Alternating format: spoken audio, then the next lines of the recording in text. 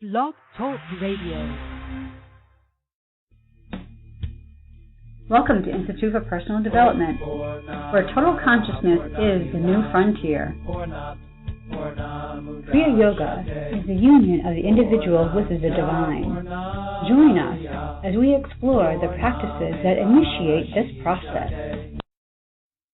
Well, good morning, everyone. I am Winton from Institute for Personal Development, and with me is Penny Choi, otherwise known as Swami Jayananda, and we'd like to welcome you to Voice of Yoga. Let's talk consciousness. Well, folks, this is our third show.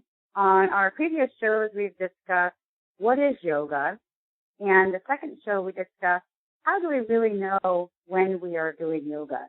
And this week, we would like to talk to you about the preparatory work for union with the divine. Good morning, Swami Jayananda. How are you doing today? I'm doing well. How are you? I'm doing very well, thank you.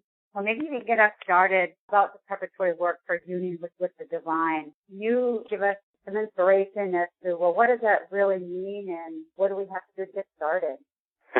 I know, it's just such a huge endeavor. I liken inner travel to outer travel, outer space travel. And the preparatory work is equally as important as the actual journey itself. And with regard to the spiritual journey, you have to understand the task at hand. You have to understand and establish your goals and objectives before you even start your practice. Having an understanding of what it is that I'm trying to do is really important. And we talked about that in the previous two shows, this whole thing of this separation theme. The instruction in our spiritual communities is designed to help us separate from one dimension of reality and access a different dimension. And if you don't understand what it is that you're trying to do, then there's a lot of confusion that can come into place, and a lot of your efforts oftentimes can contribute to the simple demise of what it is that you are trying to do as opposed to what you are actually doing.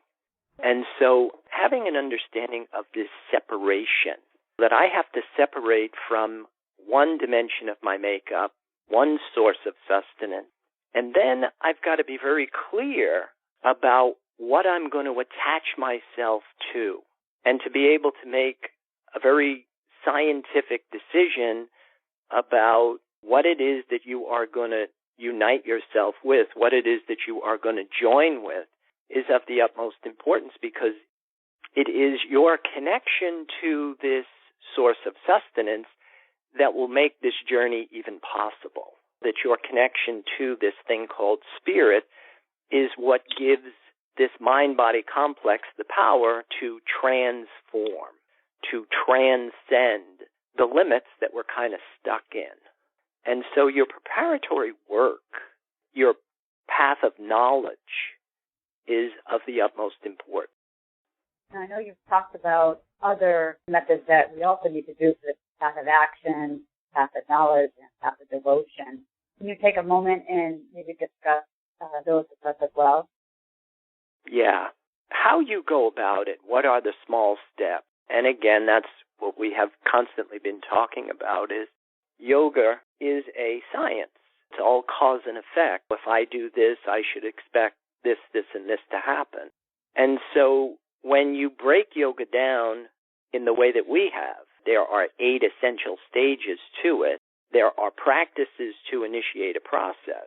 Then it's a matter of coordinating your efforts, but also having a clear understanding of what is this designed to do? What is it that I am trying to do? Having that in place will help you exponentially, because it's not just about doing. I would liken it to, say, for example, if you wanted to take a trip, you wanted to drive somewhere, take a trip from Portsmouth to Detroit. You don't just jump in the car and start driving. There's a lot of things that come into place before you would actually even get in the car. First order of business for me would be I would make sure that the vehicle was maintained, would be able to weather the journey, figuring, I don't know how many miles it is, maybe let's say it's 1,100 miles to Detroit. You want to make sure that the car is going to be able to go the duration of the trip. The other thing is you would probably want to make sure that you had enough, say, financial resources to be able to afford the gas, the fuel, the food, and the lodging that you would need between Portsmouth and Detroit. And then you would want to have a route mapped out. You could have great car, brand new car. You have plenty of money, credit cards, this and that. But you get in the car and you start heading north. Now you're outside of Montreal and you're still driving. But your intention is to be in Detroit, but you're on your way to Quebec. And so these are the kind of like the things when you undertake a spiritual path are the things that you want to have in place ahead of time. You want to know what your signposts are. You want to know what your route is going to be. I liken a good yoga teacher as somebody who would be the equivalent of a GPS on a trip. Mm-hmm. That if you made a wrong turn, your GPS would immediately start recalculating and advising you how to keep this journey on course. And that's a big part of having good instruction is what we talk about. Good leadership is having what I call a CPS, a celestial positioning system, something that's going to keep your mind-body complex on track for this invisible, intangible source of sustenance. And then being able to give you all the comprehensive clues you would need in order to undertake this journey, this spiritual trip. I think what would be important for me would be knowing that I'm in Montreal and that I'm not in Detroit, and recognizing the fact that, hey, I'm on the wrong route here, so what do I do to get back on course? Yeah, how would you advise somebody on a spiritual journey to get back on the right route? Well, these are some of the things I've really noticed. Being a spiritual guide, being a yoga instructor, when somebody pulls over on the side of the road or somebody comes into your yoga center or your studio or your ashram and you can't just tell them you're going the wrong way, I found. You want to try and be able to somehow suggest to them you're going the wrong way, but without somehow offending them. Because we have a tendency to be very defensive about our understanding of what it is to be spiritual. So when you do that, rather than alienate people by telling them you're going the wrong way, which is typically what I do, you may want to offer other suggestions. But also, I think it's going to depend upon the actual person, because some people want what I would consider to be just good instruction. Well, which way is Detroit? What is it that I'm doing wrong? And that's where I find sticking to the original texts, staying to the original scriptures is really helpful, because they will give us the signposts, they will give us the guidelines so that we can make a clearer distinction between a secular practice and a true spiritual practice. Like I said, Kriya Yoga is a path of action, it's a path of knowledge, and it's a path of devotion. It's having this sense of connectedness to this invisible, intangible source of sustenance that makes all the instruction possible. And so a big part of our preparatory work is having this path of knowledge, to be able to distinguish between particles, waves, and this indivisible unified field is a good starting point to understand what we call the principle of manifestation, how creation is taking place in accordance with these laws of opposites. The interplay between particles, waves, and this unified field is how creation is taking place. Now, what's going to determine the outcome of your destination is what dimension of reality you are attached to is going to determine the outcome of your journey. And again, if you have good leadership, if you have good instruction, then you only have to do this once. If you continue to drive, somebody says instruction like, just keep going, all roads lead to all roads. Eventually, you may wind up in Nova Scotia. Maybe at some point you're going to make another turn, and maybe you'll wind up in St. Augustine, Florida. When we're left to our own devices, anything is possible.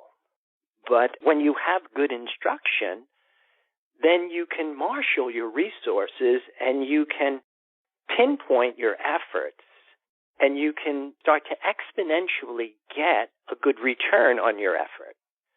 So in other words, if you head out and you get yourself on westbound interstate highway and you've got a good journey mapped out, you get to Detroit pretty quickly.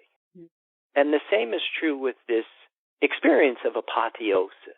It's not all that hard, but in order for you to actualize it, you're going to need a plan.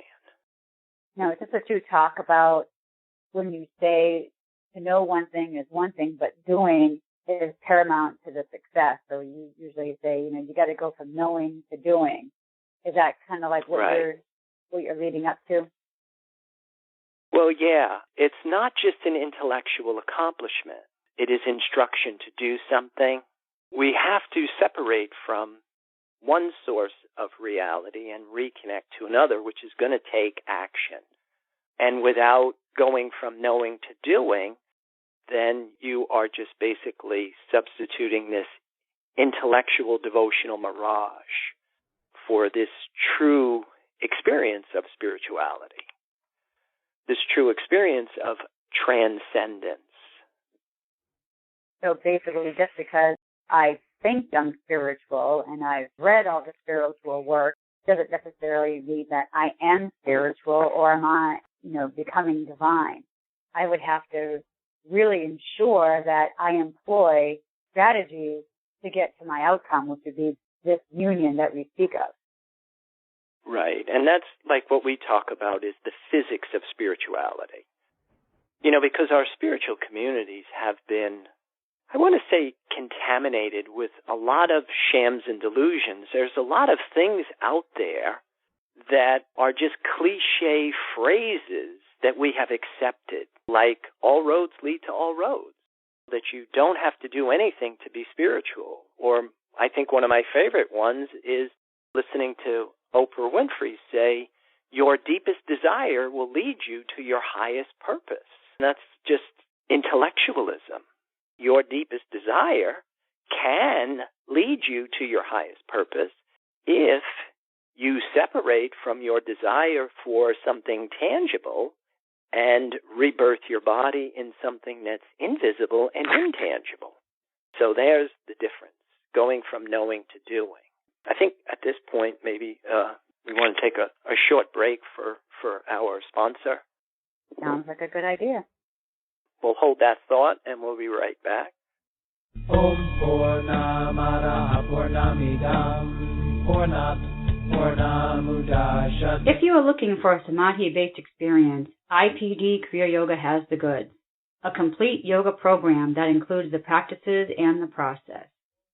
Starting with the separation from mother, including the labors and tasks of the hero and the return as a whole person.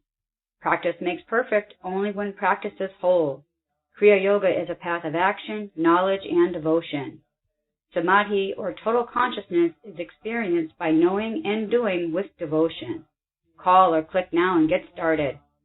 603-929-0303 or www.ipdtransform.com. Namaste.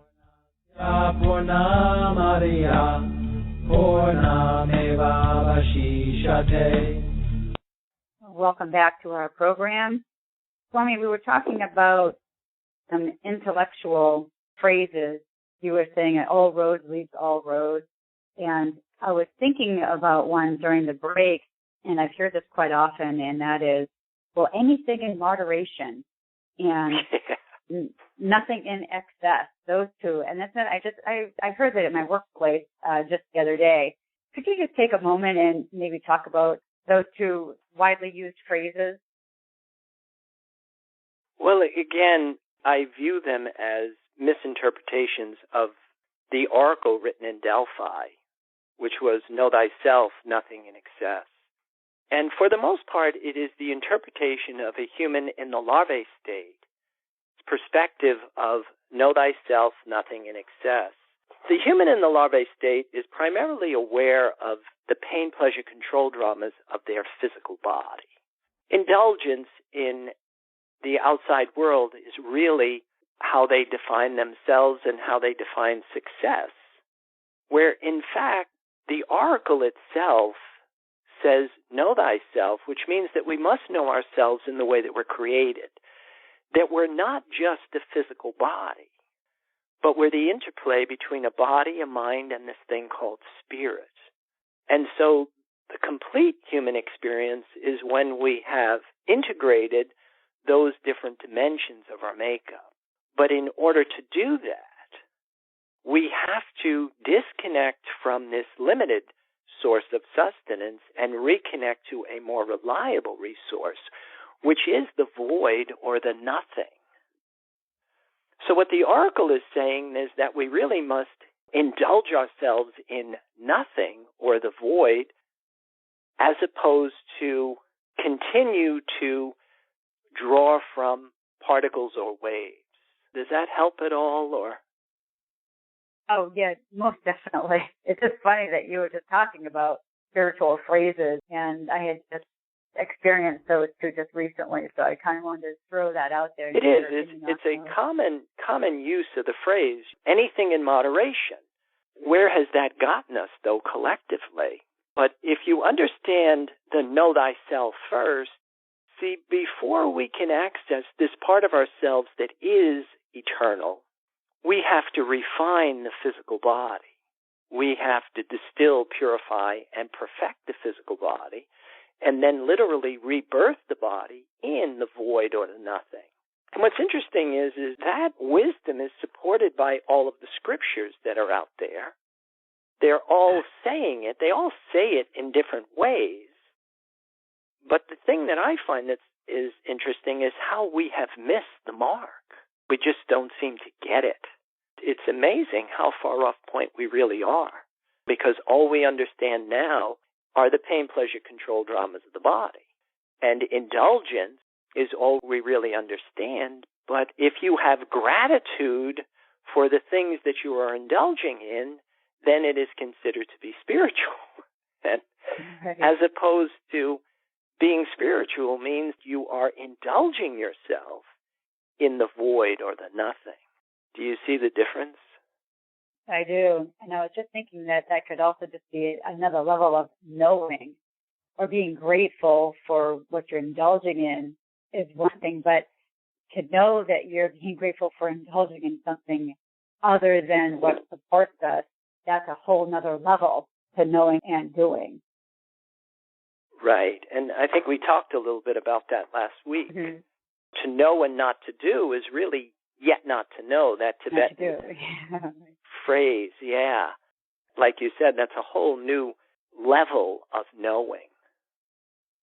Well, we have a lot of information out there for our listeners to chew on. And I just want to take a moment to invite our listeners out there, whether you're listening live or listening to it on a later broadcast that you're downloading. I wanted to invite our listeners to contact us. We'd love to hear from you. We can be reached through a variety of methods. You can visit us on our website, www.ipdtransform.com. There's also a Facebook page under Institute for Personal Development. Or we can also be reached through Blog Talk Radio, through Voice of Yoga, as well as follow us on Pinterest. We'd love to hear from you there. But we're interested in getting your any comments or questions you may have, curiosities about Kriya Yoga. Any other methods out there, Swami, that I didn't cover that they can try to reach you with if they have questions? No, I think you've covered it pretty much. Like you say, it really would be nice to have a little interaction with the audience and create an opportunity where people can ask questions so that we can help them on their journey. Right, absolutely. I mean, we do want to build a community of like-minded people that are all on this path together.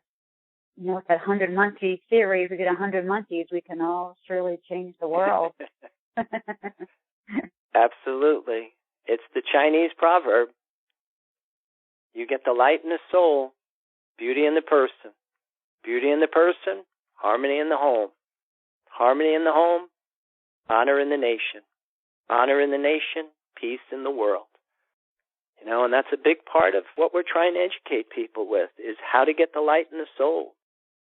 And without a clear understanding that it is my responsibility to do that, and that it's not going to happen instinctually.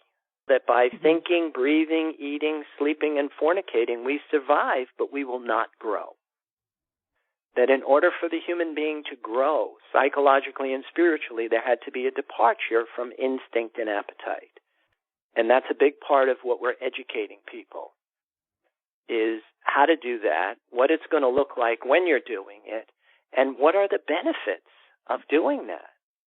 Why would somebody want to separate from the instincts and appetites of the physical body?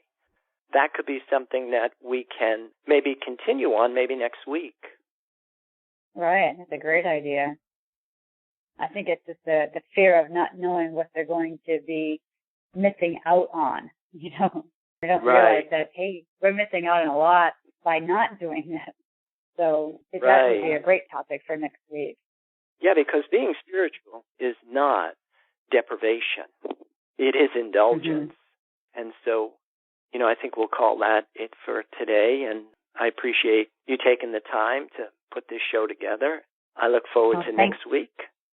Well, thank you once again for all your time and your wisdom and knowledge. And we do appreciate you taking time out of your busy schedule to talk to us.